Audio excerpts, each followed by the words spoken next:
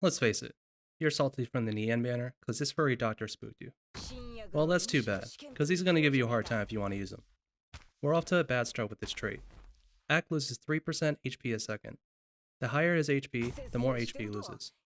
His first talent triggers on every hit, and has a 25% chance to beat the following: recover HP, a critical hit, slow the target, or stun the target. The talent upgrades slightly at every elite promotion.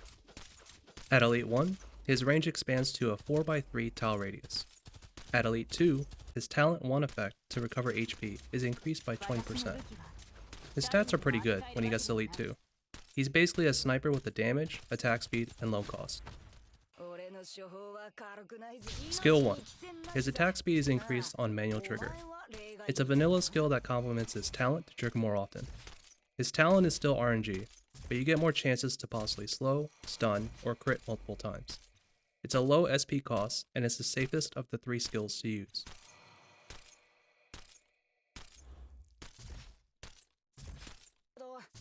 Skill 2.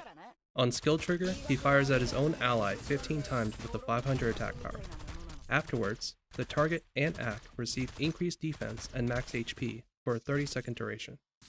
It's a double-edged sword, but can save your defender at critical moments. You can choose to delay your defender's skill so your medic heal upkeep is kept healthy. Skill 3. He does the same skill trigger as skill 2, except this time, the target and Ack receive increased attack and attack speed for a 20-second duration. Another double-edged sword, this time with more offensive burst potential. If you can use it on a Guard Knight that has SP gain on attack, you can assist their skill trigger. The higher the skill level, the easier it is to trigger on deployment. Ack's most popular skill is primarily skill 3. His skill 2 and 3 doesn't have the luxury to be used on anybody. Any defender 3-star and up are safe from Ack's skill trigger. On maps where DP is lacking, or blocks need to be dropped early, is where Ack can secure safe setups. You can choose to delay the target skill, or combo it entirely. If you want to go the DPS route, you're going to need to bring Shining or Nian to boost the defense modifier of the target. Most Guard Knights don't have enough defense or HP to survive the skill trigger. If they do survive, they have very little HP remaining when they encounter a wave.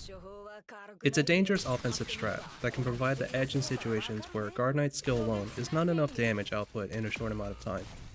Don't forget that Ack also gets the boost and his talent. Despite being RNG, it can buy enough time for a high risk, high reward play. To sum it up, Ack is not a casual friendly operator. Aside from the defenders, the target unit needs to be Elite 2 just to survive the skill trigger and what comes after. The higher the level of the target, the safer it is to use Ack. The safe threshold to use Ack's skill on target is 400 or more defense. Anything below that, you're going to need to pump up that max HP. No range unit has enough defense or HP to survive without multiple defense modifiers. The positioning of the target unit is key to perform properly. You want the target to be the center of his range so you can still build around him. Ack is a temporary stat boost and could be replaced for someone with a more powerful skill. But for maps that focus on holding your lanes, he can provide enough sustain through his talent and skill trigger to handle difficult waves. Like most endgame content, boosting attack speed and damage can be very broken. If you can get Act combo to work with a range unit that triggers critical damage, it can be as devastating as Silver Daddy's swing swing.